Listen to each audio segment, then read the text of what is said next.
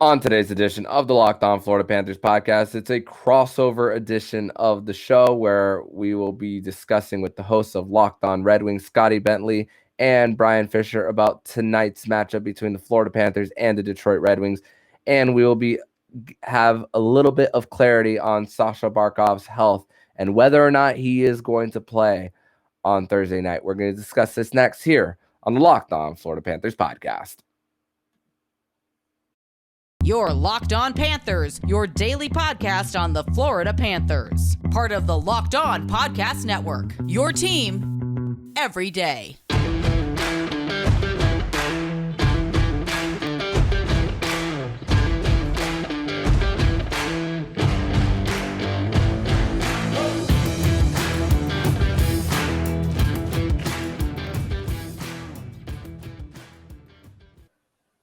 And welcome into this crossover edition of the Locked On Florida Panthers podcast and the Locked On Detroit Red Wings podcast. We are part of the Locked On Podcast Network, where it's your team every day. Thank you for making the Locked On Florida Panthers and Locked On Red Wings podcast your first listen of the day.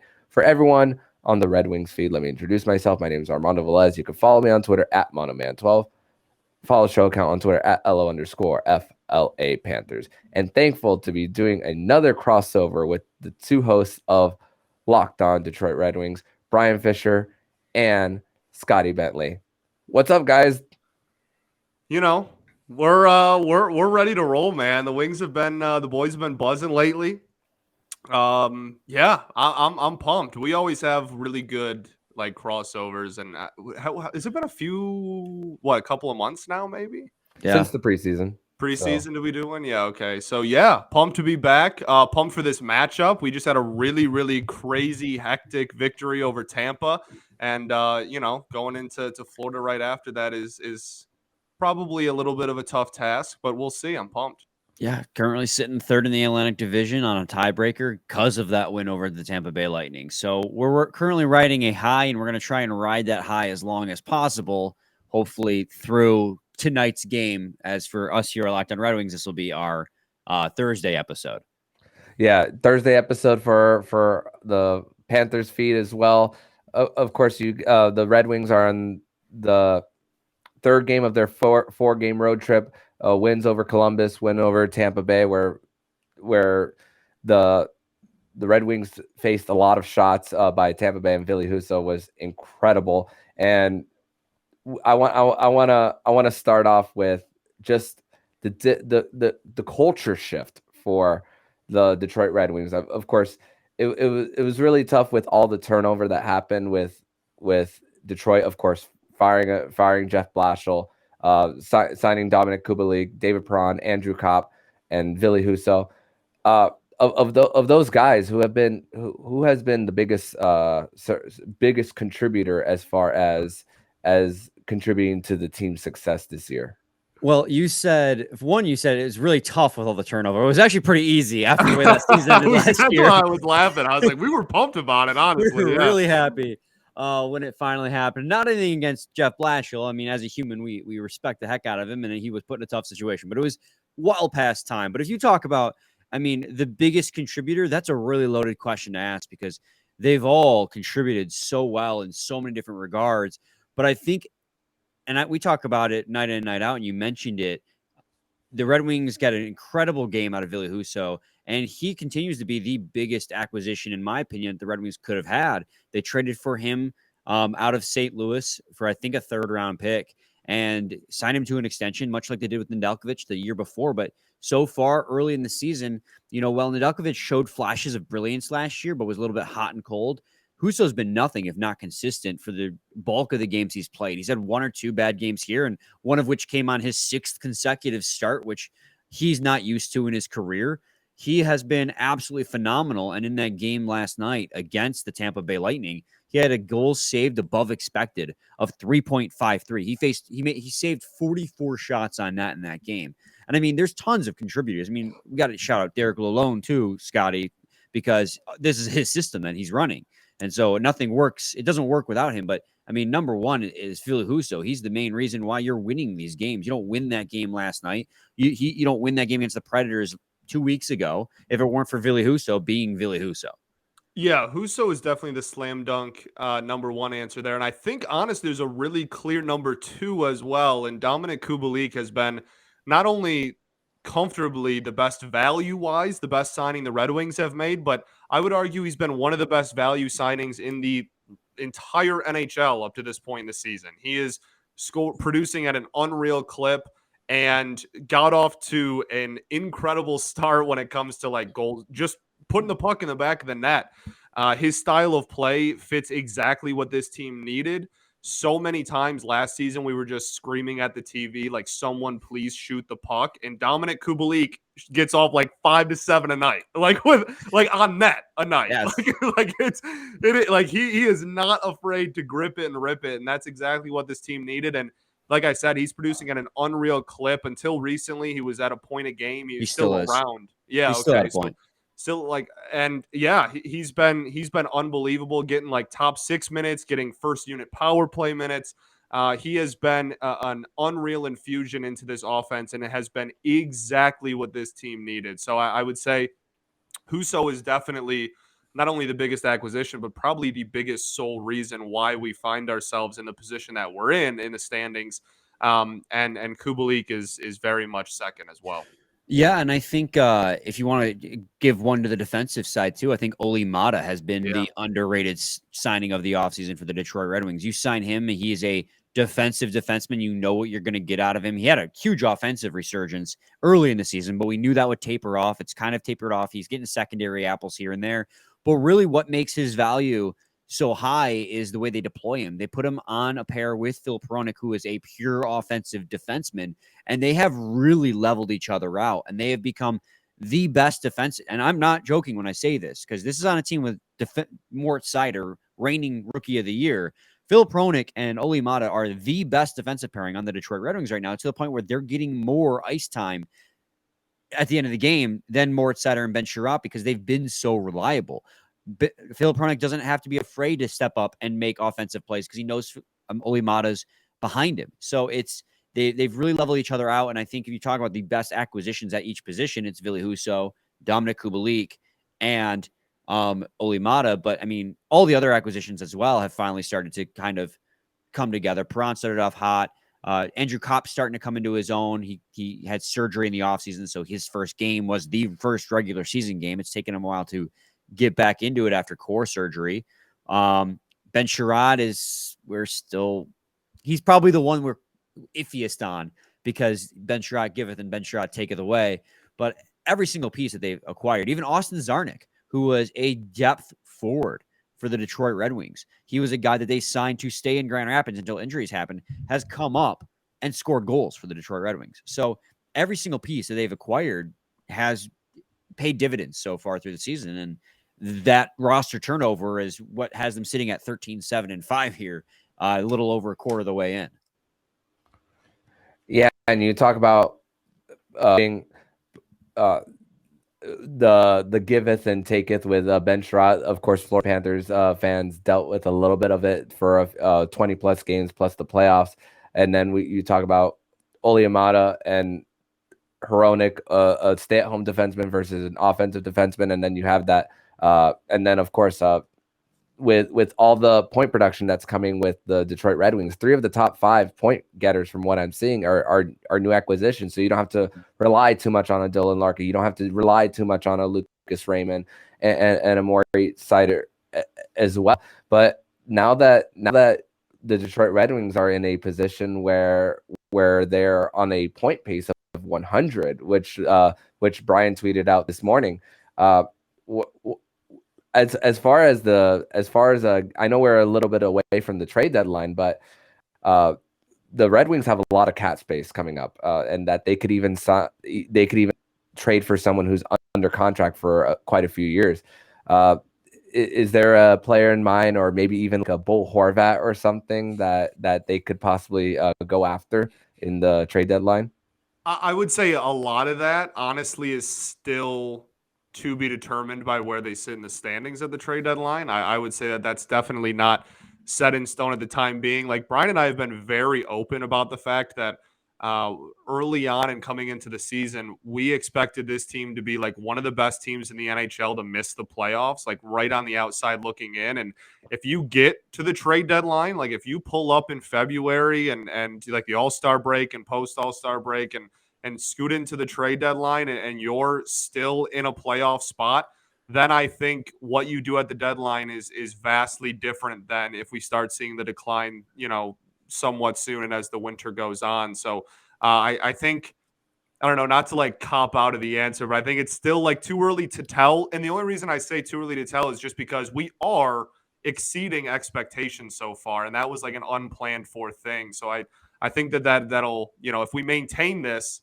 it's probably a different answer than like if we revert back to, because we got off to a hot start last year and then fell off a cliff in the second half too. So yeah, I actually had this conversation with my buddy Kenny, who works down the hall from me over at 97.1 today, because he was asking me the same thing. He goes, "At what point do we start thinking about being buyers?" And I told him, like, unless we're in like third place in the Atlantic Division, like not a wild card spot, because you know how when you get in that wild card territory, one or two bad losses can set you back huge. If you're in a divisional spot, then maybe we can start having the conversation. But I honestly, Scotty, I don't even see a future for the Detroit Red Wings where they go full buyer mode at this deadline. I think this core is still too young and it's still too raw to go full buyer mode. What you could see maybe is a mix. I mean, you have guys like Tyler Bertuzzi on expiring deals, and unfortunately, he's now suffered his second broken hand of the season, out for another 4 to 6 weeks. And his value because of that, not that that's the most important thing. Obviously, him returning healthy is most important, but his value because of that is going to take a huge hit unless he comes back from this injury and lights it up until the trade deadline. But, if you can't work out a deal with him, then you got to move him at the deadline, you would think. I don't want to see Tyler Bertuzzi dealt because I love what he brings to the team. I love his game, but with who you have to sign here in next couple years, you're gonna run out of cap space very quickly. And so I think you might see a mix. If they're in the playoff mix, I think you might see a mix of buying and selling at the same time. Think of what I'm trying to get at is think of what they did with Anthony Mantha. That's what I'm trying to get at, is in terms of what you might see.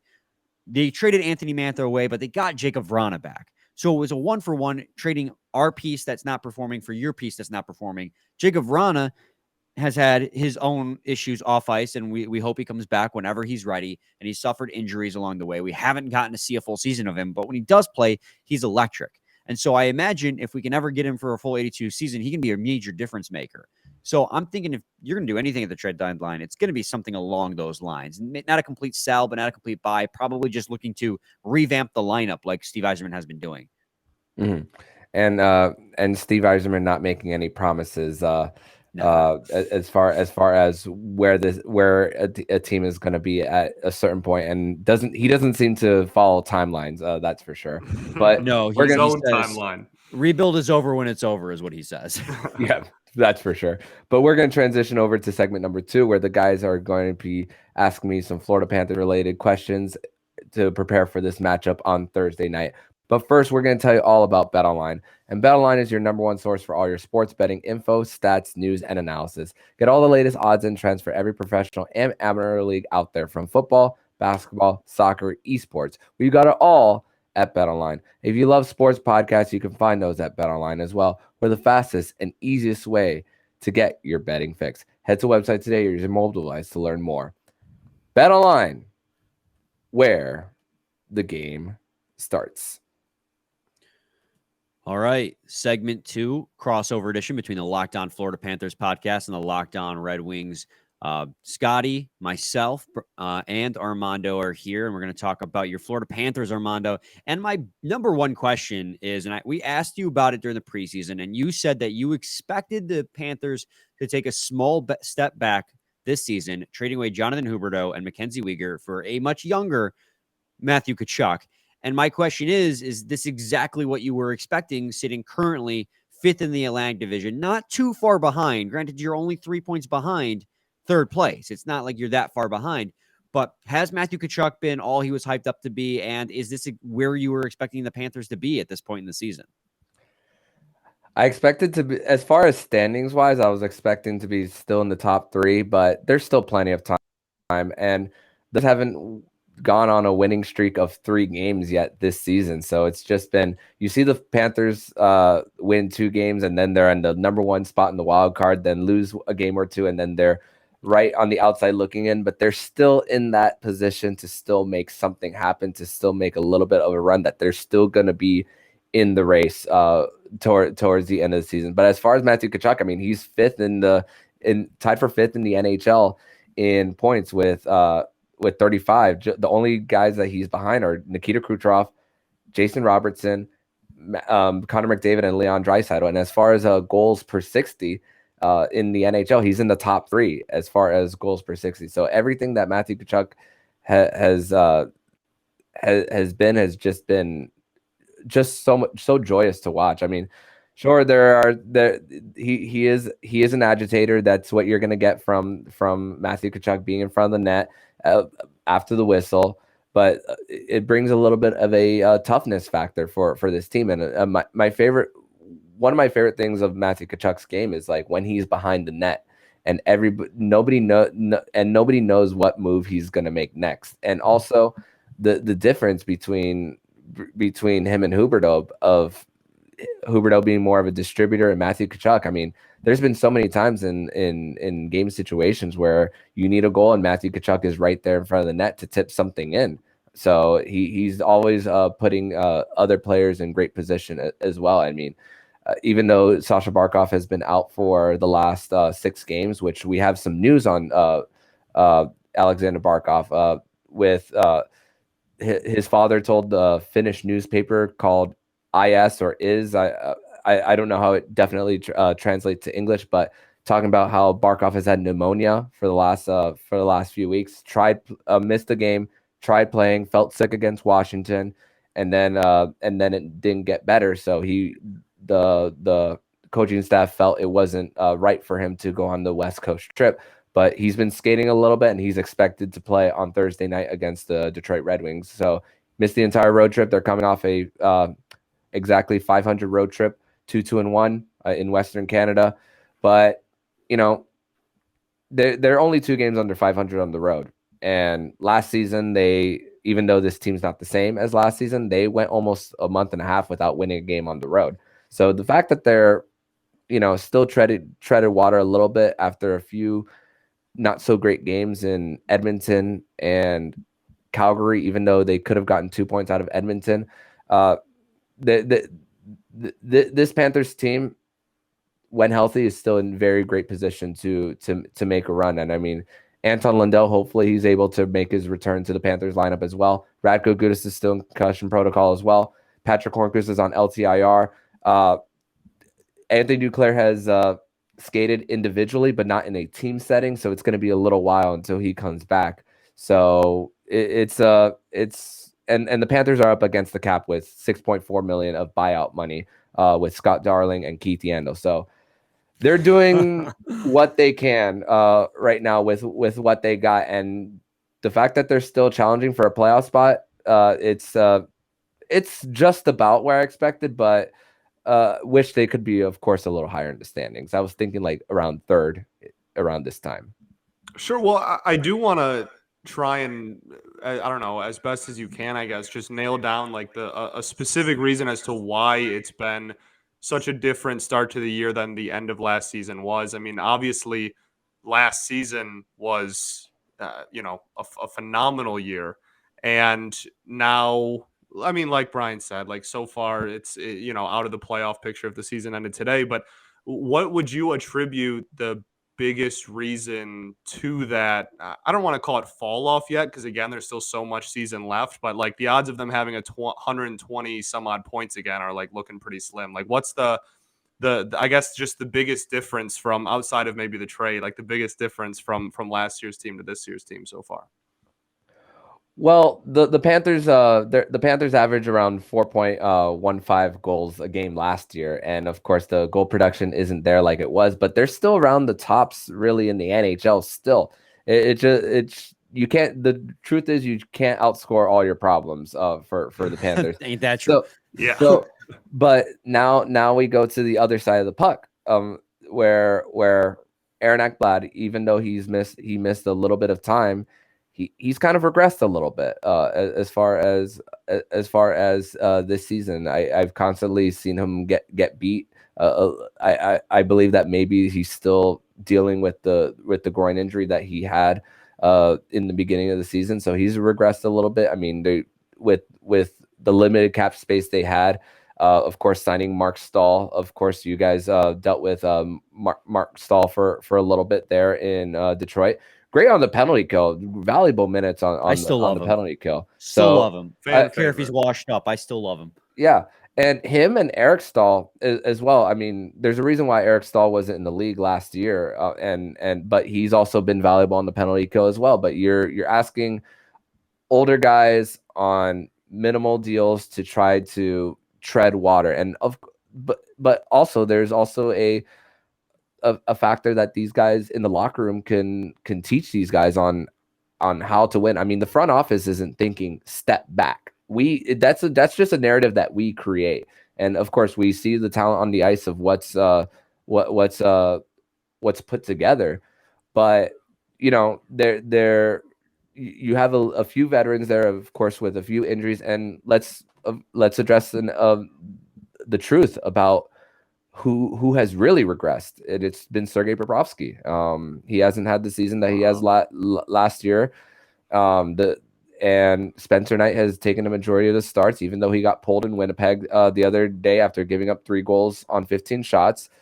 But even in the one start that he had in an 8-game span, I mean, Sergei Bobrovsky was just not good. Gave up a pretty embarrassing goal on the 4th goal in Calgary in Matthew Tkachuk's return. So I think maybe we could see Sergei Bobrovsky on Thursday night, because now that Spencer started 6 of 7 of the last 7, and now he has more starts, we could see Paul Maurice trying to put Sergei Bobrovsky in one. It's like, okay, if he can have one good performance, then they could go back to the rotation that they originally wanted to in the beginning of the season. But it's kind of forced Paul Maurice's hand, because the Panthers are not in a position to tank. Their draft pick belongs to the Montreal Canadiens unprotected. So tanking is out of the question for this team. So they're in the business of what this team needs to do to win. So the goaltending, if they see that Spencer Knight, even on a cheaper deal, is performing better, his hand will be forced. It's a good thing I'm not the host of Locked On Florida Panthers, because I would just be the biggest Bob Truther out there, and all your listeners would hate me. I forgot that you love him. Not his fault ever. I love him. Okay, I forgot. But yeah, no, it's totally fair. Yeah, when it comes to the Florida Panthers, I mean, the only real question I had left would have to do with Paul Maurice. You won the President's Trophy last season with an interim head coach at the helm, and that. I'm sorry, I'm blanking on the name right now, but Andrew Burnett, and I believe he went and joined the New Jersey Devils coaching staff, who are off to an incredible start. And I don't know how much the Devils had a fantastic core, and it was just waiting for it to all come together, and those pieces came together. I couldn't have predicted them being as good as they are. You wonder how much credit Burnett gets going from the Panthers having a 100-plus point season, winning the President's Trophy, to now the Devils being incredible. But you let him walk. And there's some conversation that their struggles in the playoffs were because of him. And you bring in Paul Maurice, who's a very experienced head coach, but someone who hasn't seen playoff success in quite some time. How are things working out with Paul Maurice? Obviously, you're 5th in the division, but are you seeing things when you watch the team play that maybe you go, okay, I can see what the thought here is? Yeah, I mean, in the beginning of the season, the defense was the least of the Panthers' problems, and we spoke about really how on paper the defense was really the issue for this Panthers team. Of course, trading away Mackenzie Weegar has a lot to do with that, but also with Paul Maurice is just hearing him speak as well about of his approach. He's not the type of guy who just throws players on the bus, and I think really for a group of Florida Panthers who have a good mix of mid-20s and 3 or 4 guys who are in their 30s, I think that he just wants to. I don't think he wants to play babysitter for this Panthers team, and I think he's like, I'm going to implement the systems. You guys are the players, and you play.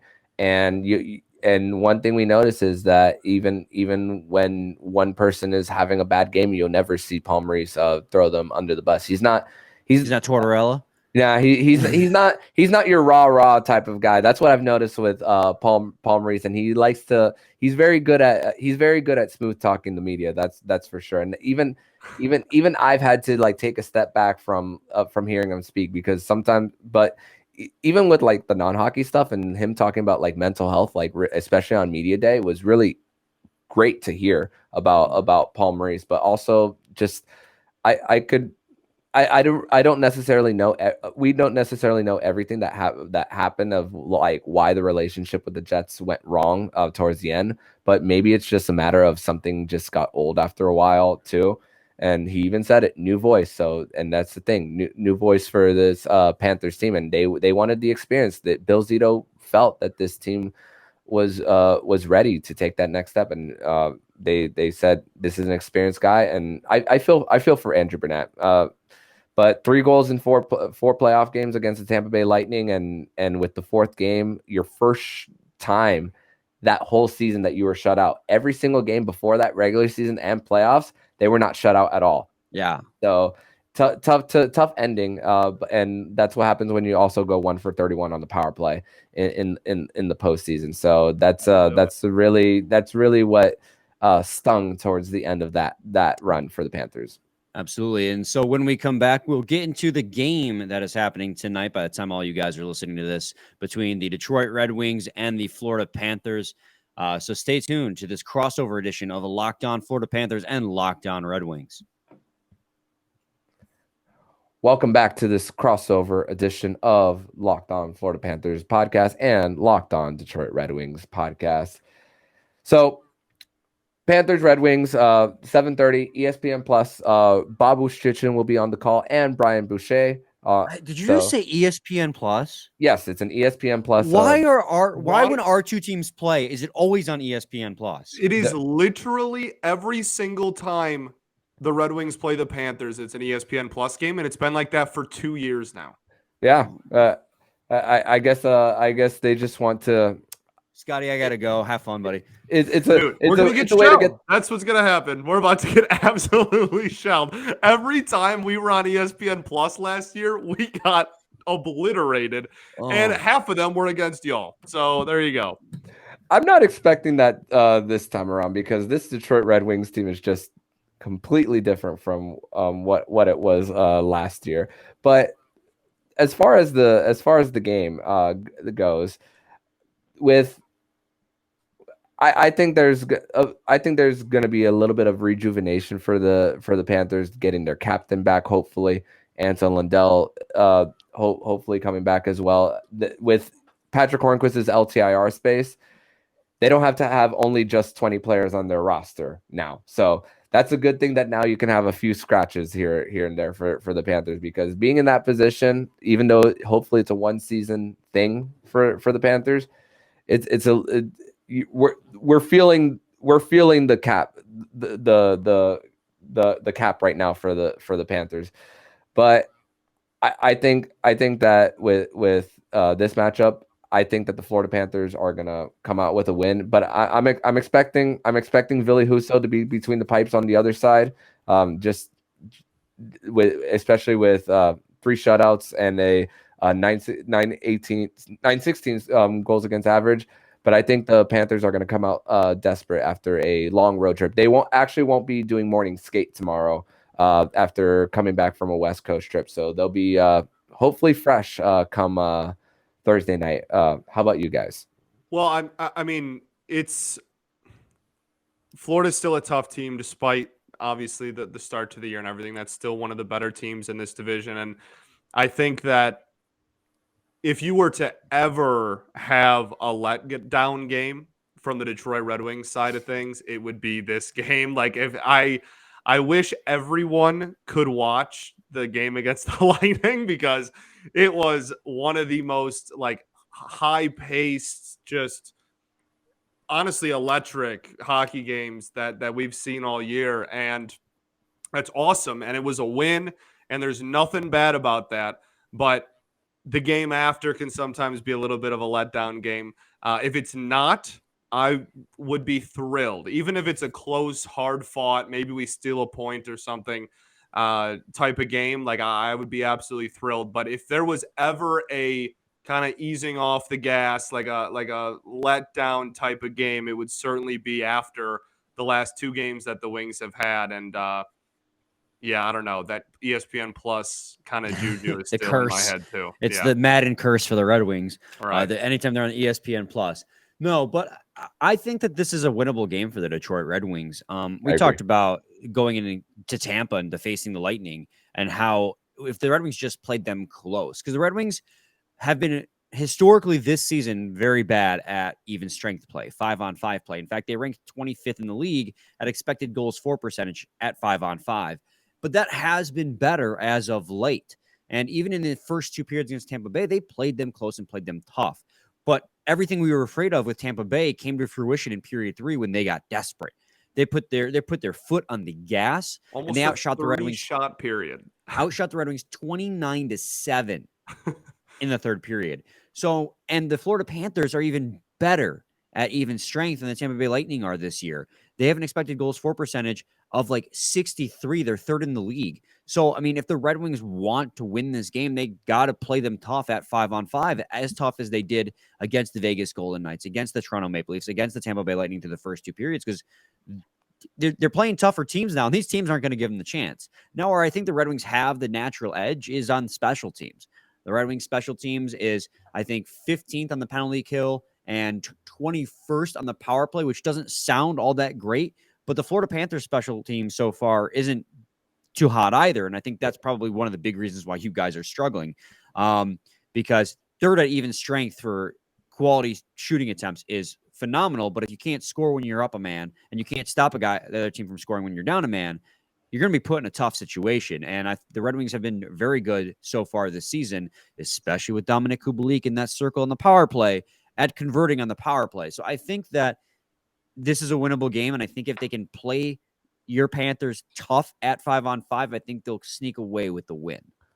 Yeah, and the Panthers on Tuesday night against Winnipeg had a 25 shot second period, but facing Connor Hellebuck, one of the best goalies in the NHL, a little bit of a tough ask, especially for a team that was also shorthanded at the time roster wise for this team. So 5-on-5 is the key for of course the Red Wings, but also for the Panthers as they're one of the best teams at 5-on-5. But as far as goals above expected, the Panthers, every single category has had them like near the bottom as far as that. But of course, we expect these to eventually equal out, and who knows? Maybe the Panthers run comes hopefully soon, because they still haven't had a 3-game winning streak this season. So I'm a believer that it will eventually. The floodgates will open for this Panthers team, but this Detroit Red Wings team is not a team that nobody can in the NHL can just sleep on anymore. It's not a team that you could just step on. Bless. We finally made it.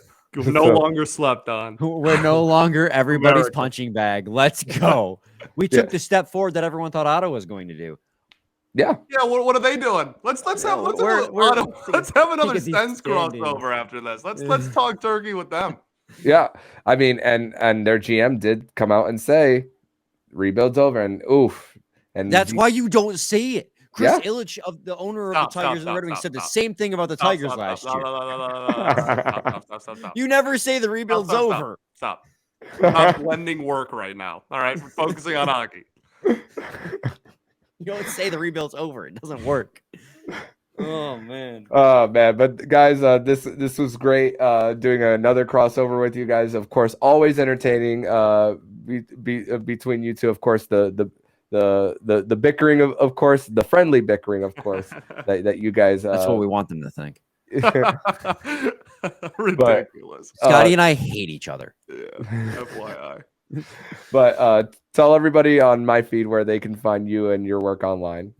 I am at Bentley Scotty on Twitter. The Lockdown Red Wings show is at LO_Red Wings. And I also host Locked On Tigers if you are a Detroit Tigers, Florida Panthers fan. And you can find that at Locked On Tigers on Twitter. And yeah, I think that's everything I do. Scotty, don't sell yourself short. He's also a freelance journalist for the Detroit News. He's a writer. In fact, that. He is a writer. Yeah. High school hockey season coming up, baby. Let's go. I am a podcast producer for The Daily J, a WWJ News Radio podcast. Check that out at Odyssey.com or wherever you get your podcast. Talking about Wolverines. We talked about Wolverines on Tuesday, and that episode popped off. I'll have you know. I listened.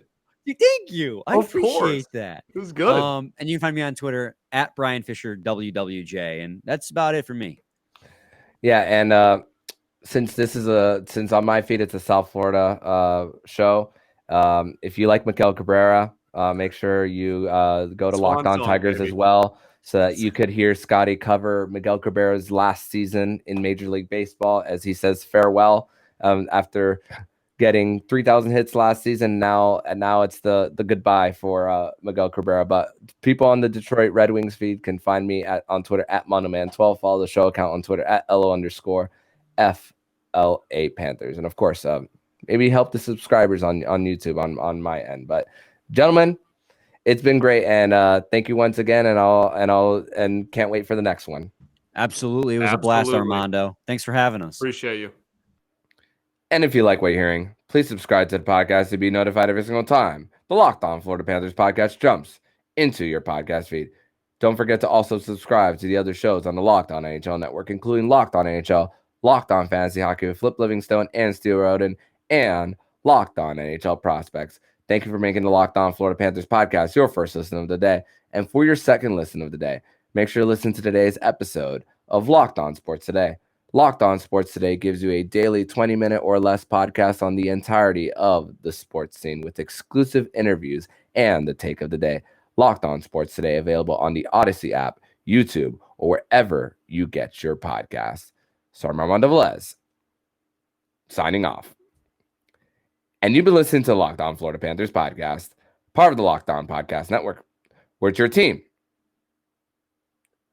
every day.